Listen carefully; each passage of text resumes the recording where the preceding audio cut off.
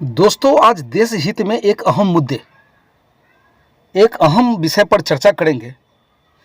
दोस्तों, अगर आप में पेट्रियोटिज्म की भावना मौजूद है और आप भी अपने देश से प्रेम करते हैं तो इस वीडियो को, जी हाँ, इस मुद्दे को पूरा देखने सुनने का प्रयास जरूर करें। दोस्तों, मौजूदा समय में बिहार राज्य में आगामी विधानसभा का चुनाव जो है दोस्तों होने वाला है और इसी बीच चुनाव आयोग और बिहार सरकार के द्वारा गहन मतदाता पुनरीक्षण अभियान जो है दोस्तों चलाया जा रहा है।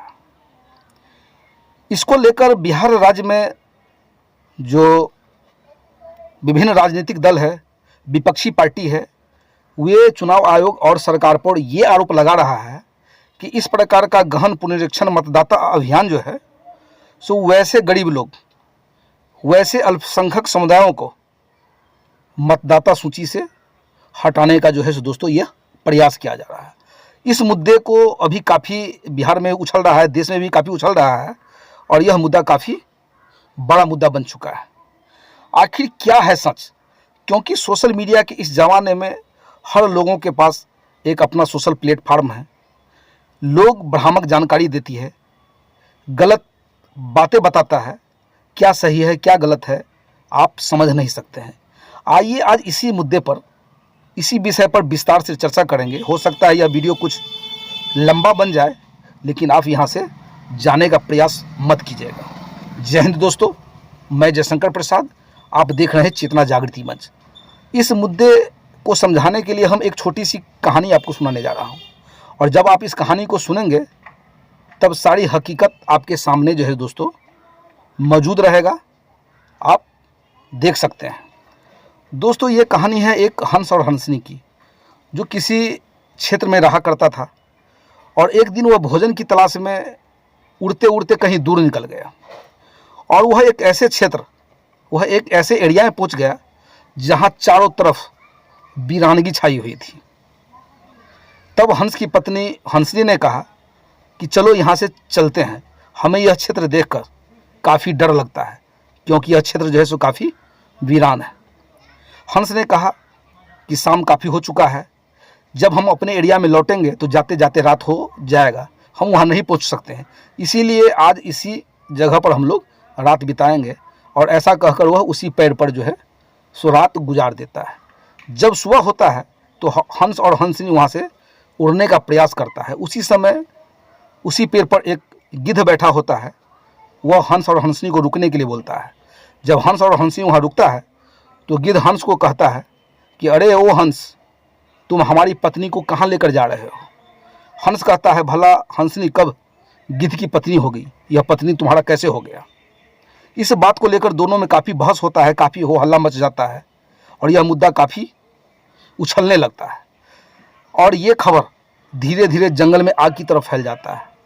उस जगह पर, उस एरिया में, उस जो वीरान क्षेत्र होता है वहाँ काफ़ी जीव जंतु का है दोस्तों जमावड़ा हो जाता है और यह साबित करने के लिए गिद्ध एक चाल चलता है कि चलो हम एक चुनाव करते हैं और चुनाव में जिसकी जीत होगी हंसनी उसी की पत्नी माना जाएगा। तो जानते हैं दोस्तों आगे क्या हुआ? वहाँ के जितने भी जंगली जानवर थे वह अपना अपना मतदान पेटी में गिराना शुरू कर दिया और जब रिजल्ट सामने आया तो हंसनी जो थी वह गिद्ध की पत्नी साबित हो गया, क्योंकि जितने भी जंगली जानवर थे वे सारे के सारे गिद्ध के पक्ष में अपना मत दे दिया था। ये देखकर हंस रोने लगा और वहाँ से वह जाने लगा। तब उसी पेड़ पर एक मोर बैठा था। वह हंस को बुलाते हुए बोला, रोकते हुए कहा कि भाई तुम बैठो यहाँ। रात में तुम दोनों बात कर रहे थे कि यह क्षेत्र जो है इतना वीरान क्यों है, जानते हो इसका कारण क्या है? ये जितने भी जंगली जानवर है वह दूसरे देश से आकर इस जंगल में अपना घुसपैठ बना लिया है और यहाँ के संसाधन को नोच नोच कर खा रहा है और गिद्ध जैसे लोग इस सारे घुसपैठिए जानवर को सपोर्ट देता है, संरक्षण देता है। इसीलिए ये क्षेत्र जो है सो इतना वीरान है। रात में जो तुम दोनों पति पत्नी हंस और हंसनी जो ये बातें कर रहा था कि आखिर यह क्षेत्र वीरान क्यों है, मुझे काफ़ी डर लगता है, इसका मूल कारण है। दोस्तों, ये कहानी एक समझाने का प्रयास है। हमारे देश में कहीं ना कहीं इसी प्रकार का कहानी जो है दोस्तों चल रहा है, चाहे वह राज्य हो चाहे वह देश हो। दोस्तों, हम आगे आपको बताने का प्रयास करते हैं कि यह मतदाता गहन पुनरीक्षण कार्यक्रम अभियान क्यों जरूरी है। और मैं आप सब लोगों से नम्र निवेदन करता हूं कि इस गहन मतदाता पुनरीक्षण कार्यक्रम अभियान का हिस्सा बने। डरिए मत। अगर आप वैध नागरिक होंगे, देश के अगर आप वैध मतदाता होंगे, तो देश की कोई भी ताकत आपको हटा नहीं सकता है। जी हाँ, ये मेरा दावा है कि वर्ष 2015 में एक इसी प्रकार का राष्ट्रीय स्तर पर मतदाता शोधन पुनरीक्षण कार्यक्रम किया गया। और उस समय जब यह कार्यक्रम किया गया था, अभियान चलाया गया था, उस समय भी बहुत सारे विपक्षी दल, जो राष्ट्रीय दल है, वह सरकार पर और चुनाव आयोग पर यही आरोप लगाया था। लेकिन जानते हैं उस समय का जो यह पुनरीक्षण, राष्ट्रीय स्तर पर जो पुनरीक्षण कार्यक्रम किया गया, उसका क्या बेनिफिट निकला, मैं आपको आगे बताने का भी प्रयास करता हूं। उस समय आधार कार्ड और वोटर आईडी को एक साथ जोड़ने का है दोस्तों राष्ट्रीय स्तर पर प्रयास किया गया। और जब उसका रिजल्ट सामने जो निकल कर आया, वह आपको हैरान कर देगा और आपको काफ़ी खुशी भी होगी कि यह रिजल्ट देश के हित में हुआ। क्योंकि उस समय लगभग 4 करोड़ फर्जी गैस कनेक्शन जो है दोस्तों देश में पाया गया। इसी प्रकार लगभग 3 करोड़ फर्जी राशन कार्ड देश से बरामद हुआ। दोस्तों, हमारे देश में अभी भी ऐसे लोग हैं जिनकी 2-2 वोटर आईडी बना हुआ है और इस दोनों वोटर आईडी से वह लाभ लेता है। भारत का सीमा बांग्लादेश, म्यांमार इत्यादि देशों से जो है दोस्तों लगा हुआ है और हमारे देश में इस प्रकार की घुसपैठ काफ़ी हो रही है।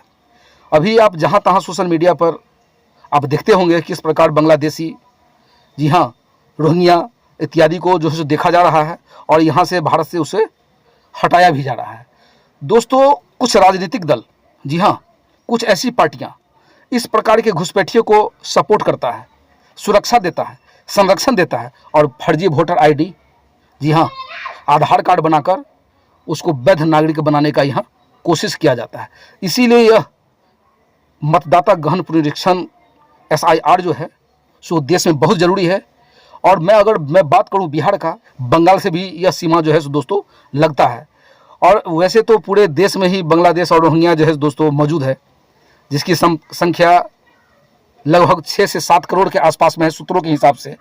और मैं सूत्रों की बात करूं तो खास करके बिहार के सीमांचल क्षेत्र में, और सीमांचल क्षेत्र बिहार का वह क्षेत्र है जो जिला आता है सीमांचल में किशनगंज, अररिया, पूर्णिया, कटिहार, ये सारे ज़िले में, जी हाँ, रोहिंग्या और बांग्लादेशियों का जो है तादाद इतनी ज़्यादा है, सूत्रों के मुताबिक जितनी वहाँ की जनसंख्या है उससे ज़्यादा वोटर आईडी, जी हाँ, आधार कार्ड बना हुआ है।